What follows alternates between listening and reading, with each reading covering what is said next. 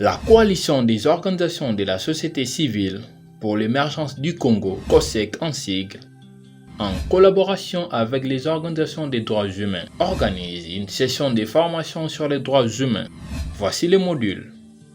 Les notions de protection aux personnes vulnérables, la criminologie, le monitoring des droits humains, les violences sexuelles, les droits et protection de l'enfant, la filature et détective, le développement communautaire, l'organisation et compétences judiciaires, l'ONU-SIDA, les procédures pénales et civiles, l'immigration, la santé communautaire, CPI, Cour pénale internationale, les guides de formation aux droits de l'homme à l'intention de la police, les droits de la femme et l'entrepreneuriat.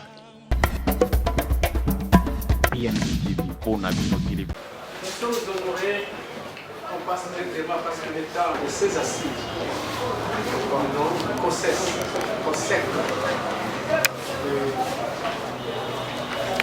Ordon Joseph Mansoni.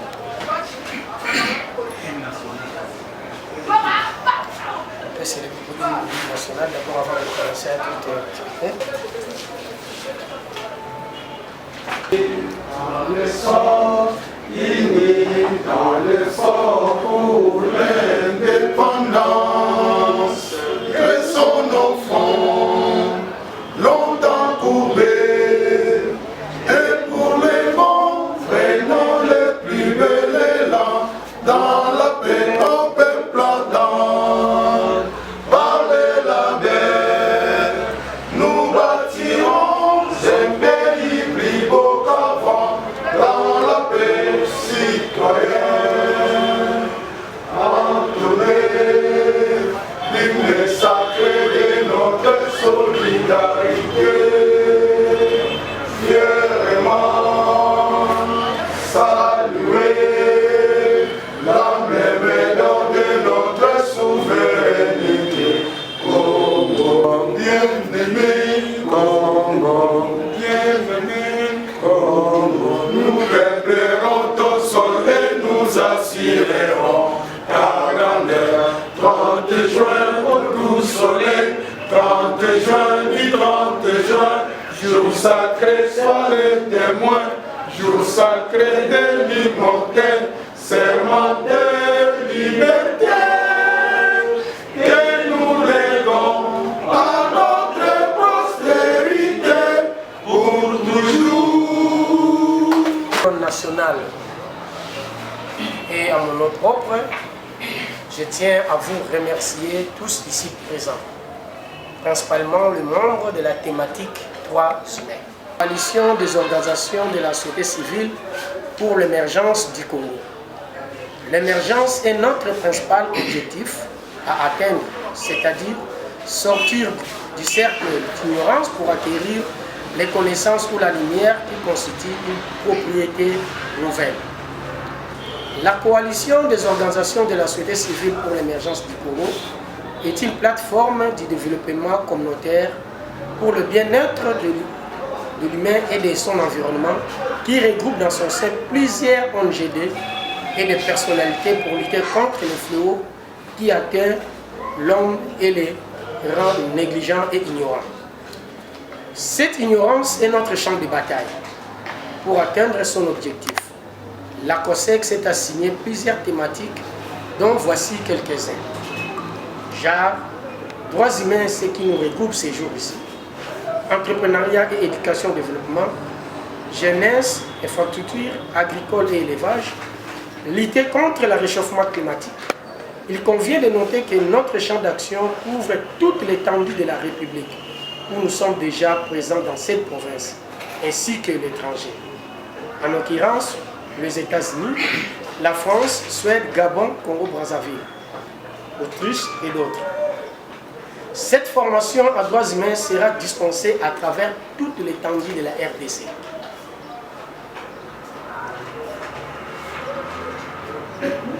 Vous voudrez bien noter que nous tenons à travailler avec toutes les organisations de la société civile, tous les corps de métier, tous citoyens voués à l'émergence de notre cher Congo. À toute fin utile, voici quelques ONG des droits humains qui nous accompagnent. APPDH, EDDH, APPDH c'est Association pour la promotion des droits humains, EDDH, École des défenseurs des droits humains.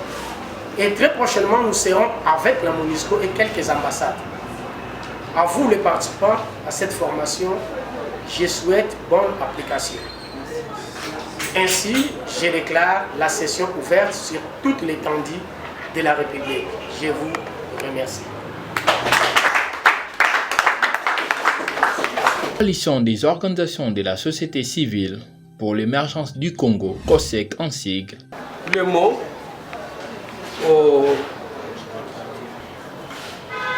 qui est chargé de la direction des ressources humaines et des droits humains. Arrière, il va se présenter lui-même et puis il va nous présenter qu'est-ce qu'est le droit de l'homme et quelles sont les thématiques que nous allons aborder pendant notre formation. Merci beaucoup pour la parole. J'espère que la plupart des gens qui sont dans la salle me connaissent. Mais avant que je puisse prendre la parole comme venait de le dire mon prédécesseur, je remets encore une fois la parole au Congo parce qu'il doit nous quitter pour certaines raisons. Il doit nous laisser plutôt nous quitter, c'est trop dire, nous laisser pour certaines raisons. Et il peut avoir 2 ou 3 mots à nous dire et puis il va nous laisser et puis je vais bien me présenter pour la suite de notre session de formation. Ici, notre organisation est une nouvelle organisation, c'est vrai, et représentée dans de différents pays du monde. Je crois que cette formation, vous ne serez pas dessus. Nous commençons, il y a des gens qui vont nous accompagner. Peut-être aujourd'hui vous allez travailler avec Maître Christian parce qu'il est de l'organisation, c'est lui qui s'occupe des droits humains. Mais il y aura d'autres professeurs que vous allez trouver, que vous connaissez aussi dans ce pays, je peux dire.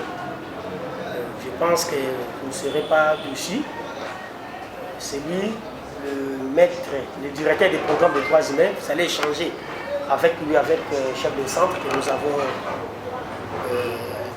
mis en place. On a mis quelqu'un là-bas pour suivre ce qui va se passer dans les centres, ce qui concerne l'administration, tout ça.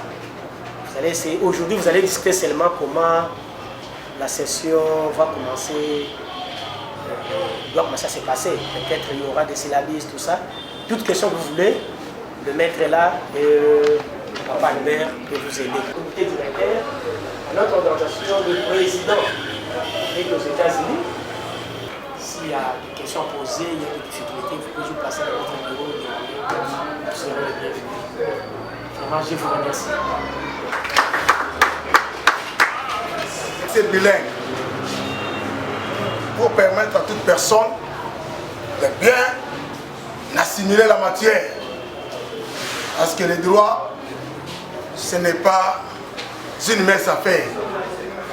Les droits, c'est la vie. Si on ne vous donne pas des explications claires, vous ne serez jamais en mesure de défendre vos intérêts ainsi que vos droits.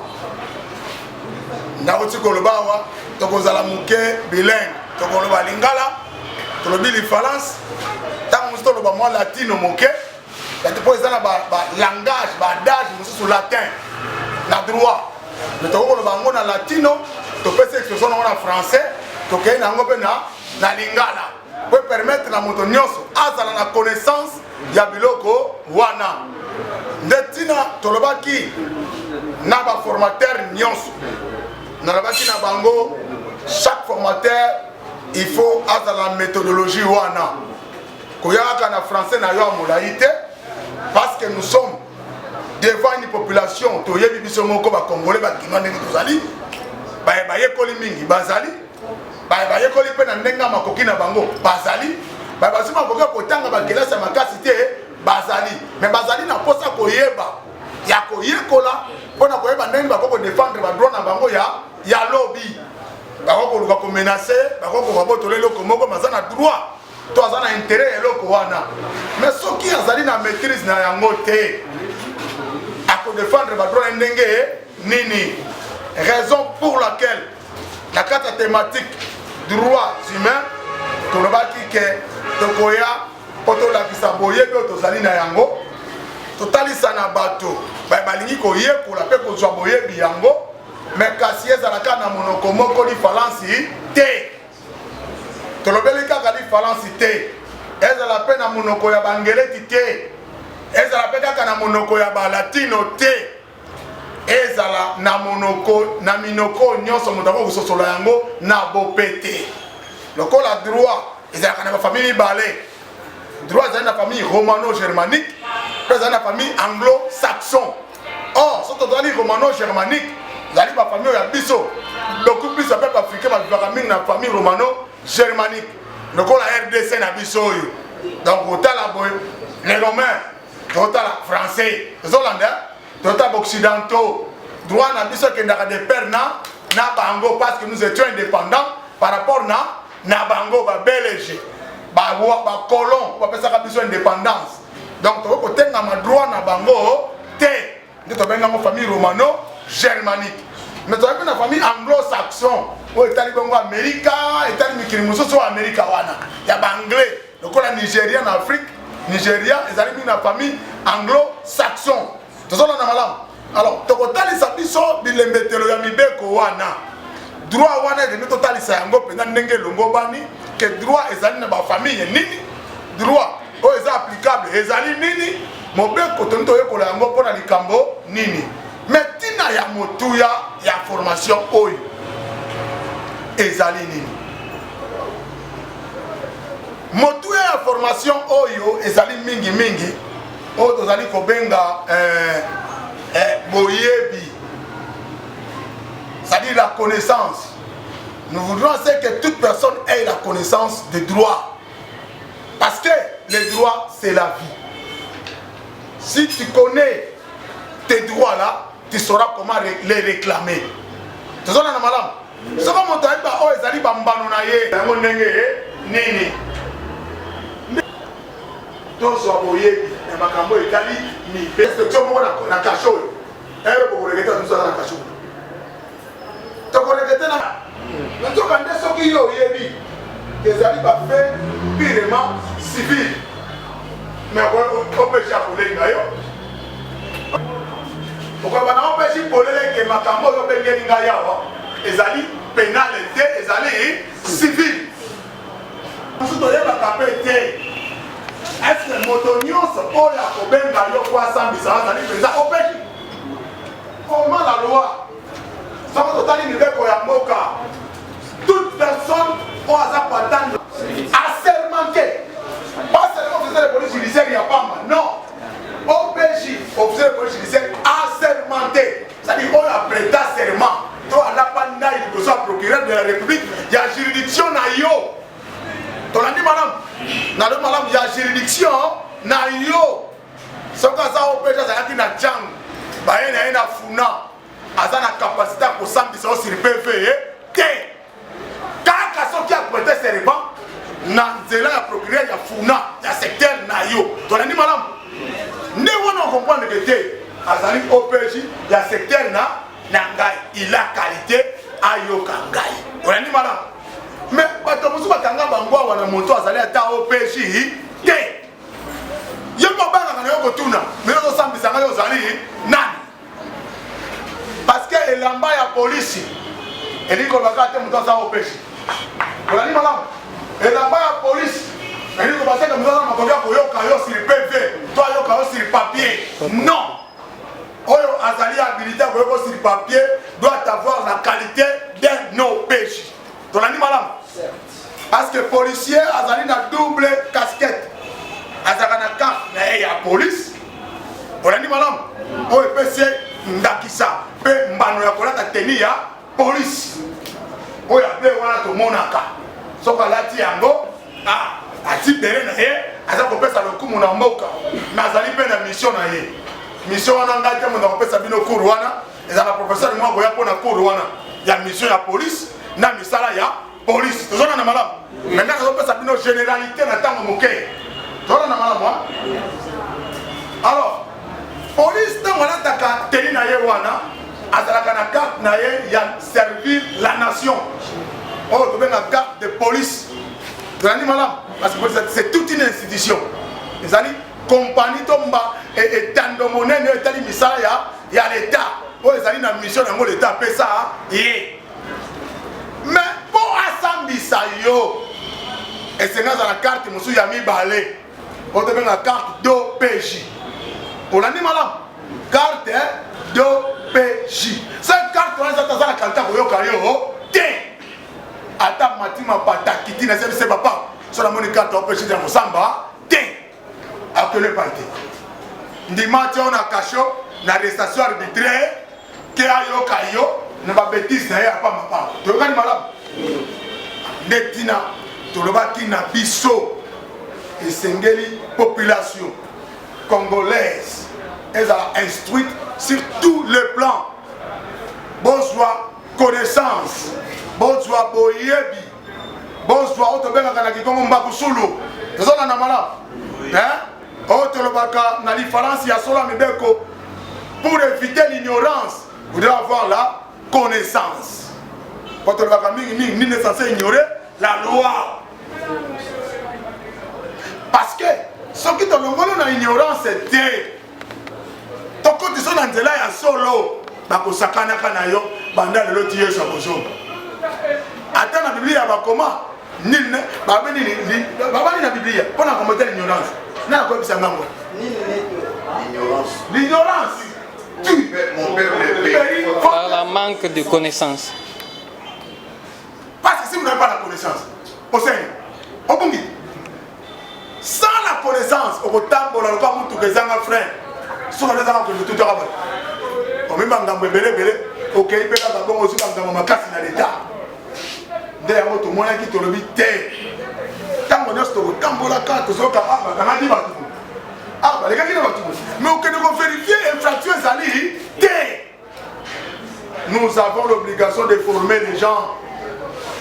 Souci na biso bato bazwa boyebi poso ko bazwi boyebi bako défendre ata biso to komina no te po boyebi yango ekosuka bongo te ekosuka na ba diplôme ekosuka na ba carte de service bako pesa biso ekozala carte kaka te o carte de membre non ekozala ba carte de service tozana na malamu parce que ndenge tozali awa tozali na collaboration yango bozomona ndakisa na yango carte internationale yango bokozwa yango bozona na malamu bokozwa yango eza na bamboka ebele okomona Canada na kati bokomona Monisco na kati bokomona France Amerika mikili oyo nyonso bokozwa carte oyo bozona na malamu alors carte oyo ezali mpona kotalisa na biso te tozali nde na mosala tozali kaka bamembre te mais tozali mpenza na service. Tant que nous avons un ordre de service, un ordre de mission, et vous allez contresigner une autorité compétente. Pour tout la paix, police, moi, ça, la nini, na bakasha ngo kangi bato na lolenge nini, pour ezali pouvoir ton pifo, na lingala, pifo, oui, pesa meli biso, to contrôler bango, to landa bango, à la loupe. Tout ça, on a malade. Des soucis na biso primordial soucis na biso ya liboso tolobaki esengeli na biso topesa formation et formation ko kozala na limite te kozala na Congo mobimba ndenge toza koloba boye bandeko oyo bazali na est ya pays baza kozela ebi kwa lelo bayebi yango malamu baza na Kwilu na Kwangu Congo central. Bayebi mokolo malelo que lancement officiel de salama lelo neti na moni presse on a suka yango ekene ba YouTube ekene ba réseaux sociaux nyons ezokende poto la kisala bato que to lancer officiellement formation na Congo ya COSEC comme coalition des organisations de la société civile pour l'émergence du Congo azwa ki mokano wana abi no ba ko continuer ko sala ba congolais modèle oyo te. Mikili ya poto eza kolanda ape na Afrika mikili ya Afrika pe eza kolanda susi na biso boyeba makambo oyo wana tolobeli tina ya formation na biso oyo tolanse na mokolo mwa lelo. Yango makambo tozali kotalisa biso origine ya droit enapesa biso droit tozala na malamu tozo ata briefing ya cour ata mwa ndambo tozo ata mwa elenge napesa mwa elenge ya cour ndambo napesa ata mwa ndambo tozali na bamodule ebele tokolobela awa. Nous avons au moins 16 modules 16 cours tozala na malamu. Parmi ces cours bokomona ezali na banotion mingi tokolobela awa. Notion générale des droits humains, premier module Nabiso. Notion générale des droits humains. Peut-être les droits humains, l'humanisme. L'humanisme. L'humanité. Lorsqu'on parle de droits humains, c'est l'humanité. C'est-à-dire mon kilimo, mon bimba. Et c'est ça makambo. Et c'est ça makambo. Allez, organisation et compétences judiciaires, OCJ.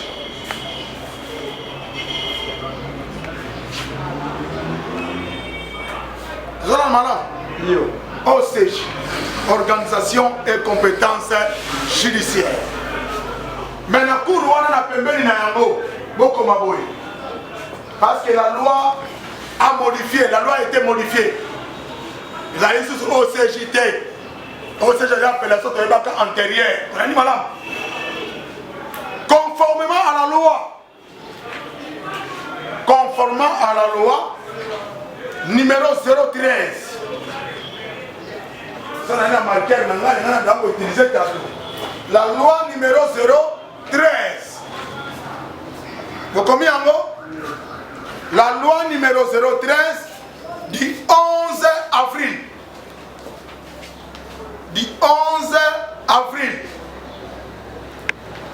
2013. On a dit que les fait compte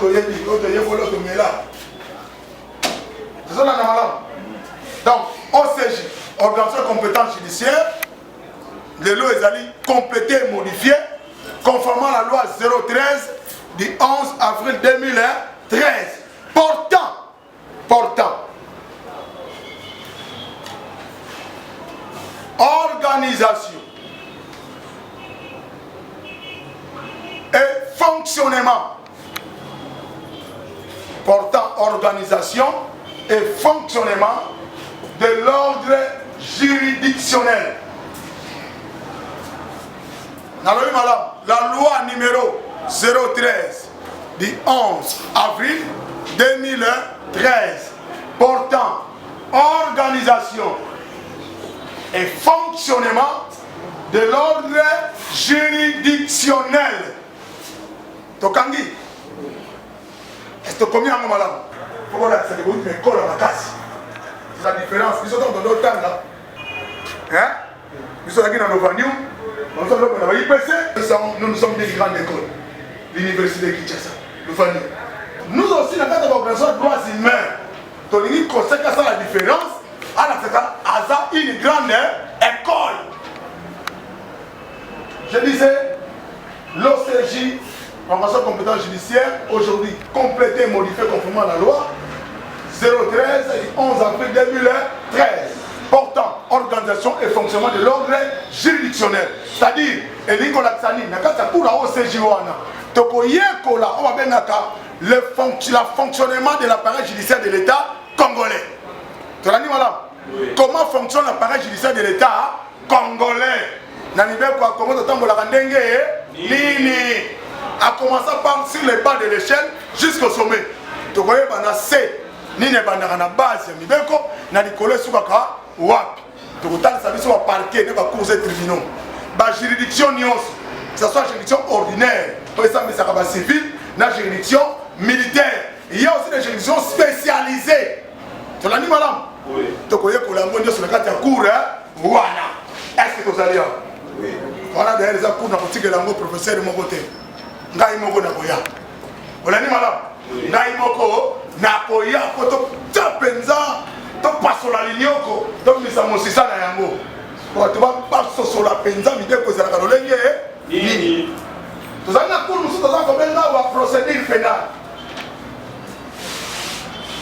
procédure pénale mingi bakanga bango likambo zaki civil na ndolo ba OPG akomisa yango pénal akanga bali amande olani malamu. Or la procédure pénale est claire. Si vous lisez le code pénal, pour dans le code pénal, article 2 du code pénal dit ceci: nul ne peut être poursuivi, entendu, arrêté pour des faits non infractionnels. Nul ne peut être poursuivi, arrêté, entendu pour des faits non infractionnels. Avec le mototé, kosambisa mototé, kofuta yebe amande te, na likambo zali mbeba te na mudeko. Ndenge tolobaki na latino, tolobaka sin, poe nil, poe na sin elege. Olaninga malamu? Nula poe na sin elege. Na latino. PNB TV,